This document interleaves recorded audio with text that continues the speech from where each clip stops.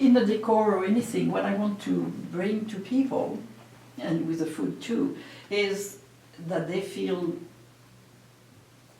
all the hectic of the world that we live in, an hectic world, kind of disappears, and they have time to start breathing better, and really, I don't know, it has something, because it's all local and it's all, you become more healthy. Yes, yes. Any thoughts for you? Well, I think that small scale fishermen, wild foragers, farmers are all increasingly threatened by industrial agriculture and the industrial food system. And I'd like to see us emphasize a new food system where those people are much more important, backyard gardens, anything local, healthy, and trying to cook better with all of the ingredients that we have at our fingertips.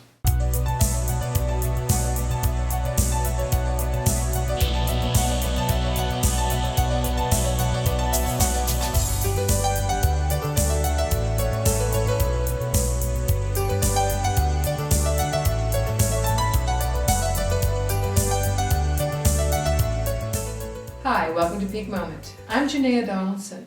I'm at Sooke Harbour House, which is a restaurant and hotel at Sooke Bay in the south part of Vancouver Island, and I'm with the Innkeepers, right? Frederique and Sinclair. Phillip, thank you for joining me. This wonderful place has been, you've been way ahead of the game in terms of sourcing local food for your restaurant and your gardens and so on. How did you get yourselves, how did that get inspired? We didn't need to. That's the most natural way. The other way is complicated. And that's Because when you live in an area, why not follow the season and eat what is in that area? Makes sense. That's the way I've eaten my whole life. Really? No matter where I've been very lucky. And that's why I've had such extremely good food wherever I've been. Whether it's France or Eastern Canada, the Great Lakes, or British Columbia, where I've lived most of my life. But that wasn't the norm here. No, not It here. was but the it's norm here because First Nations people always ate that way. That's a good reminder. They are our norm. But I think it was the way before. Mm-hmm. And I even think- in this yeah. town, traditionally, I mean, the First Nations continued this tradition well on into the 20th century and started to eat local foods. But in this town, until before the war, before the war, 90% of the food on Vancouver Island came from Vancouver Island. It was either preserved or fresh. Grown we used to be on a big farm right here, and they provided most of the food for the inn from the farm here and the animals on the property, and the fishermen, the ocean, wild foods. Yes, yes. So you are, in a sense, or being an anchor for reestablishing that tradition. Or continuing it. Continuing it. Hmm. Which includes the plants. You have lovely gardens, and I know that most everything here is edible. Yes, everything's edible. Well, So it's- how do yes. but you've been responsible for bringing some new plants into this world, into Yes. this place? Anything that grows here is what we use for cooking. So we've brought lots of plants in. You'd be surprised at what we have: pineapple, guava here, all kinds of different sorts of lavender. We have Mexican coriander. We have a variety of semi-tropical plants because it's a pretty moderate growing climate. So we can literally grow hundreds of plants. We also rely quite a lot on wild plants from the area. We forage for foraging. mushrooms, Really? for wild foods. We grow wild foods here. Makes it a little bit easier to, indigenous foods, it makes it a little bit easier to harvest them. We have seaweed on the beach. We use a lot of seaweed in our cooking.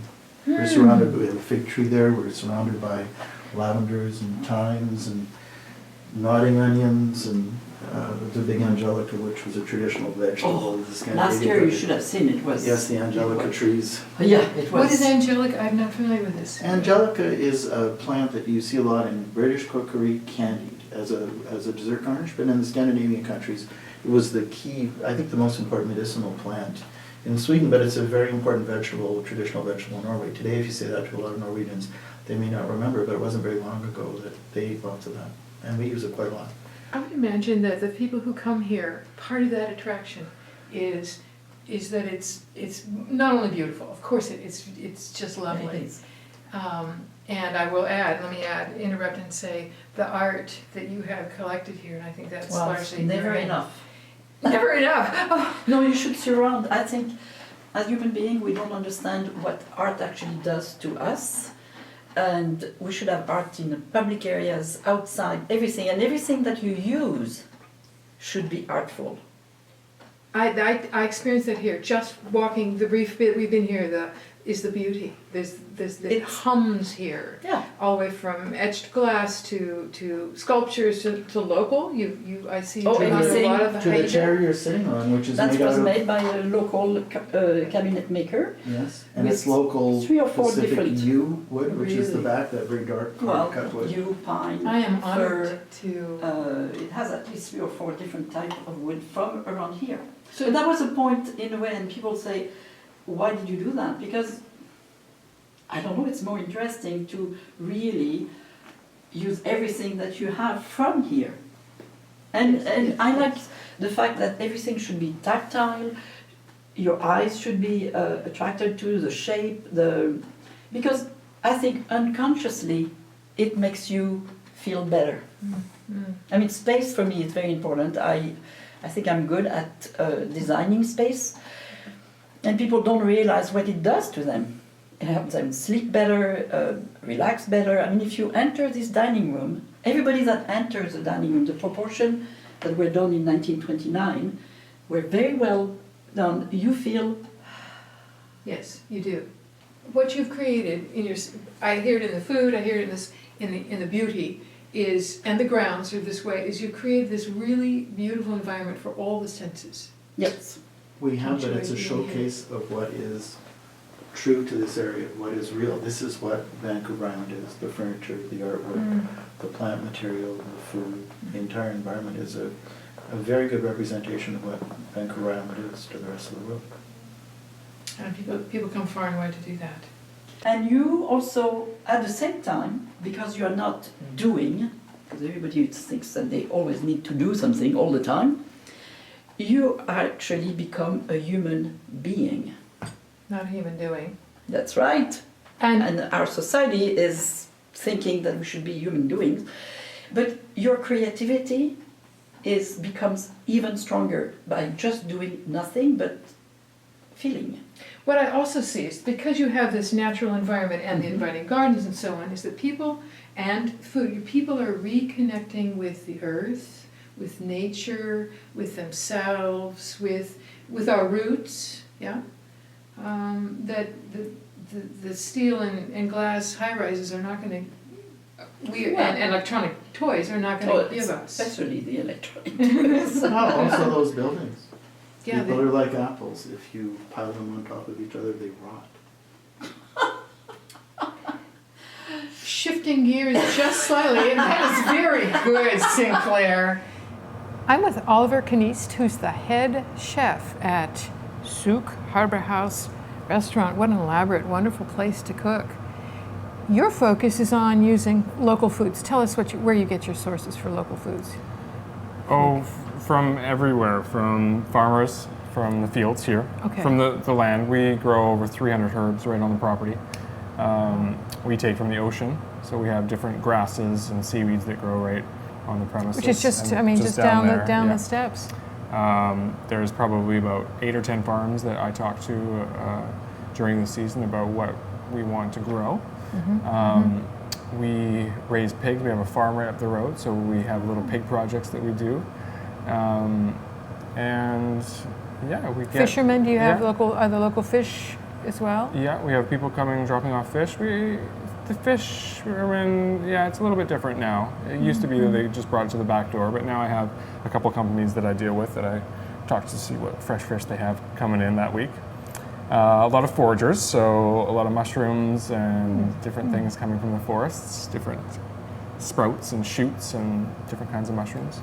Your gardener told us that nearly everything on the grounds is usable, is edible. The flowers, Right, yeah. the leaves, and so Yeah. on. So during the summer season, what are they growing for you right here on the grounds that you use in the kitchen? Oh, as I said, there's hundreds of things. But what's neat about a lot of the plants is we're using the entire cycle of the plants. So we use them when they're shoots, we use them when they have leaves, we use them when they flower, when they produce the pods, and then the seeds. Wow. And then at the end, we use the roots. Wow, what a beautiful example of really, what will I say, using all of life Yeah, yeah. in the That's the culinary ecology cycle? of this place is not only using, say, the loins of the plant, but using the entire plant and finding out and playing with just that and seeing the different textures we can find and the different flavors from things like the pods or the seeds and how to manipulate that in old ways or in new ways. It's kind of what we do here. We do a lot of old-fashioned cooking, but also a lot of very technical, scientific stuff that we try to achieve different textures. A lot of. So tell me, you have your own personal philosophy about ecology and food. Just give us a sense. What is that? Well, diversity, ecology, I think are huge issues in our world, and I think food really brings those issues together. It's my way, and it's one of the ways that I found most easy for people to appreciate because they taste things, they smell things. It can be visually appealing, and so you're able to show people more diversity through those senses than just talking about it. So we use a lot of parts of the animal that people don't usually eat at home. Really? Oh, absolutely. Tails and necks and ears and tongues and all the things that people maybe shy away from. So we focus on giving that an experience. I really believe in using the whole animal, as a lot of chefs lately do. But this is something that we've been doing for 10 years here. 12 years even. Edward Toussaint would get whole animals in for sure, and really figure out the best ways to use those interesting parts. And a lot of times those interesting parts are the tastiest for sure. Those odd bits are often got the most fat and flavor and, exactly. and so on. Yeah, and again, so the same thing with our plants and our forests around here. We try to mimic things in nature. So we'll have deer dishes that would have wood tones. So we pull things, alder cones and fir from like grand fir, like the tree, to mimic the environment, and seafood dishes that have sea lettuce or sea asparagus or things that it will go with it. And I think that's an exciting challenge that we try to do, is try to replicate how these beings lived in their natural environment. Thank you. I look forward to eating here under your, something that you've created. Oh, for sure. Because it sounds just fabulous. Thanks for sharing that with us. Okay. I'm with Francis Louvat, who's the maintenance manager. Thank you for joining me. What do we see right here in the parking lot? Well, this is simple. It's our fast charging system for electric cars.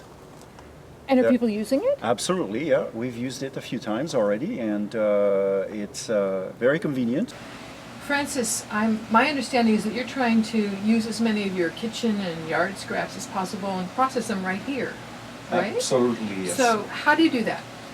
Well, the kitchen will separate all the uncooked vegetables, mostly matter, and we bring it up here and we shred it, which will accelerate the recomposting.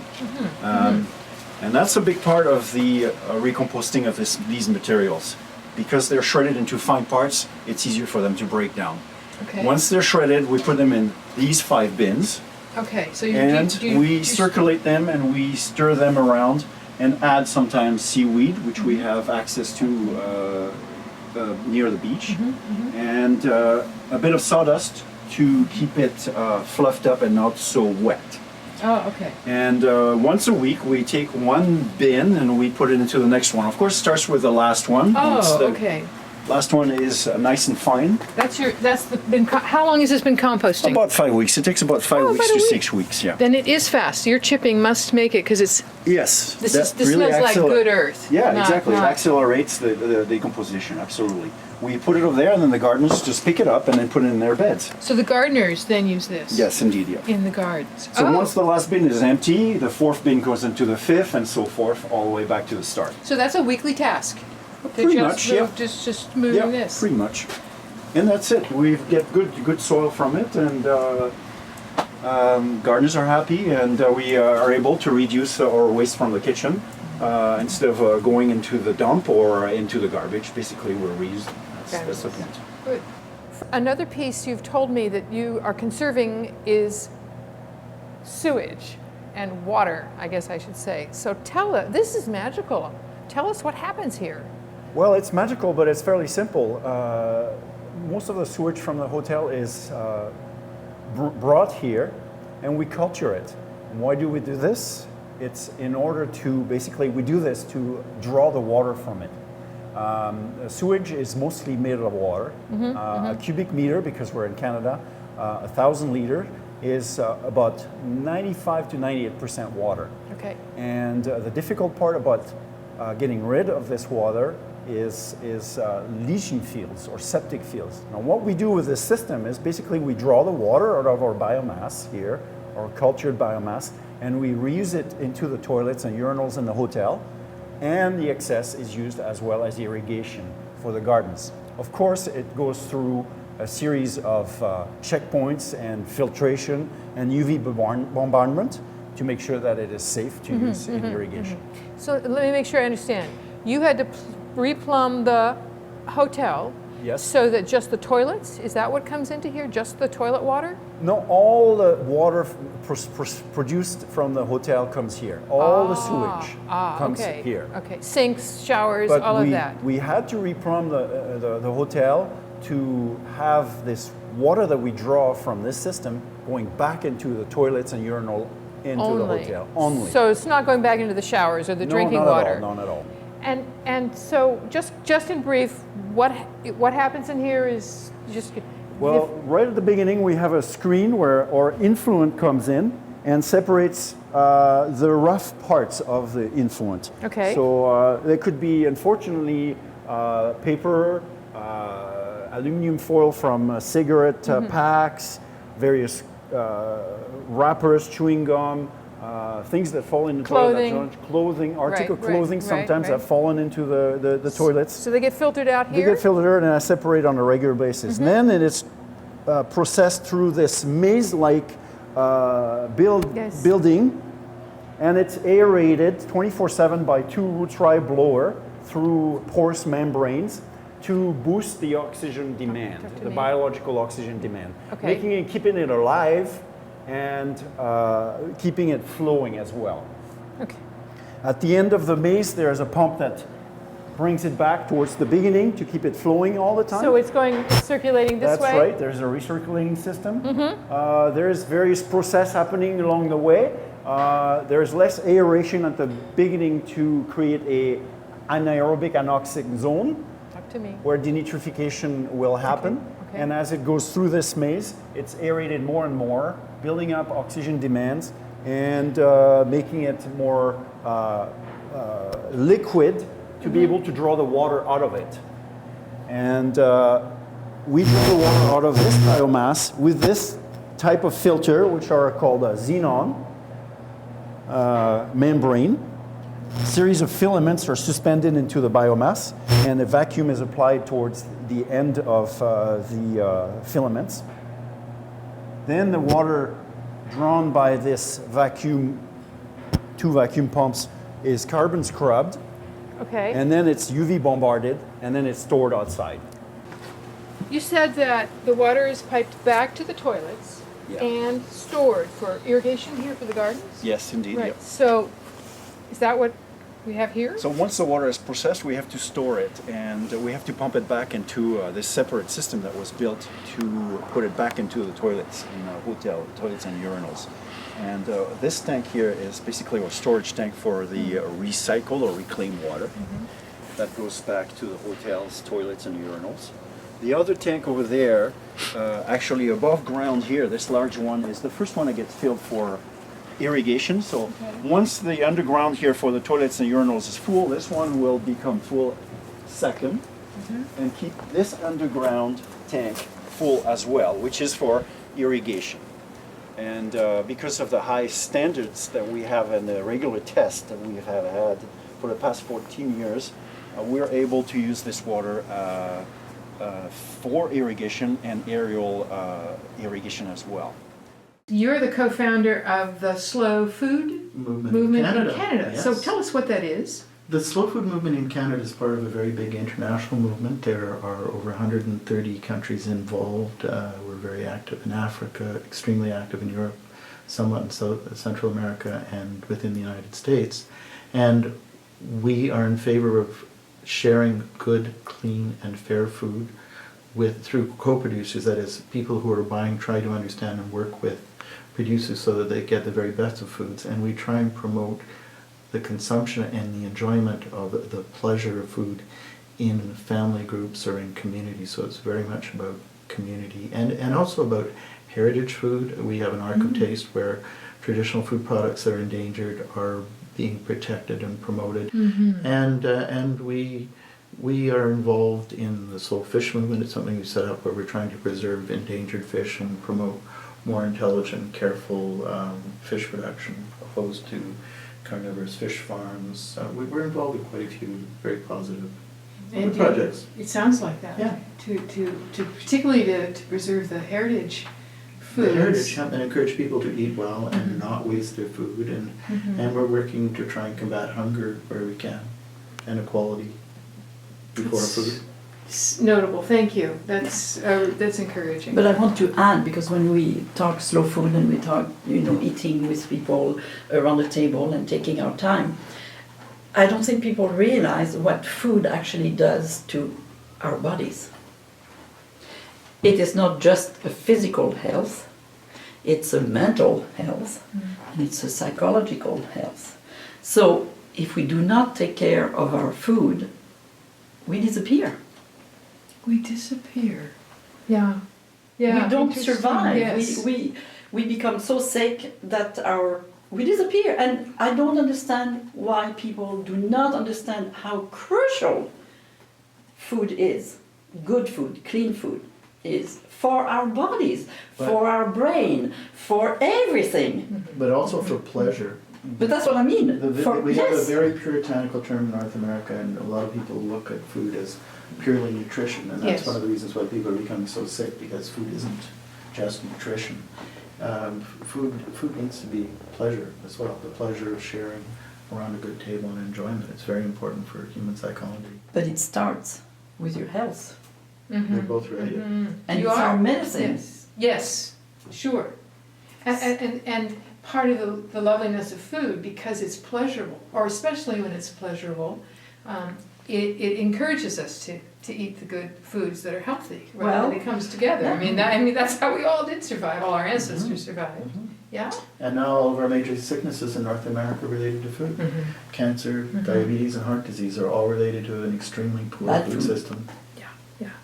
And you are thank you for being a counter to that, both in your establishment here and in the slow food movement. It's part of it. Well, it's part of turning things around. When you have industrialists providing food rather than the local foragers, the local farmers, the local fisher folk, it's a very, very different game. That's one of the beauties about living here, which I can't stress enough. We use a lot of wild food, and what does that mean? That means going out into the woods, going along the seaside, going fishing, scuba diving, whatever it might be, in the most beautiful of environments. It's just, and so you develop an appetite and you develop a real appreciation and respect for the food that you collect yourself.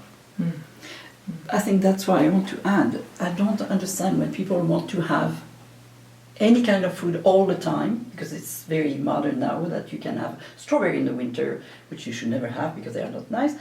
But people don't understand, if you change the diet of Eskimo and you give them the diet of the Hawaiian people, well, they're going to die, and vice versa. Yes. So that's why seasonality is so important. And don't try to eat all the same ingredients all year round. It doesn't make any sense. And it doesn't. Wait until strawberry time. Wait until cherry time. I said cherry because I love cherries. And it's only a month. So you just, gorge yourself on cherries and it goes away. And in the winter, okay, you have squash, different things that are actually adapted to the weather, to what your body needs at that time. Yes. And it tastes so much better in season. Yes. The anticipation increases the flavor. I'm with you. We have some wonderful peach growers in our area, fabulous peaches. And it's just a delight to wait until they are at their ripest in the summer when they come and bring us these delectable peaches. I get it. I have memories of my grandfather in Brittany and his pink peaches, white peaches, not the. They were so good. We could tell food stories, I bet, for hours. I want to wrap and come back around and just say, you've been at the forefront. I want to say thank you on behalf of probably thousands and thousands of people who are, whose approach to food and regional food has been affected by what the pioneering you've done decades ago.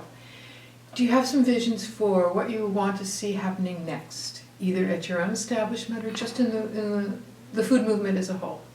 Your vision? Well, for me, I want to try to convince people that we have to stop wasting 50% of the food we produce, because we do. Supermarkets throw away things that are not bad, and I want to try to, in my local area, because I try to do things just for this local area, for Sooke, to try to feed people. So try to work with the supermarket, with the restaurants, to take what they cannot use or and give it to the food bank to feed people. That's what I want to do. And that's what everybody should do. 50% is wasted. I mean, that's ridiculous. Criminal. It is criminal. Yes. And people should stop, eat less and really Eat better. learn more about food. I think when we eat better, we don't need to eat so much.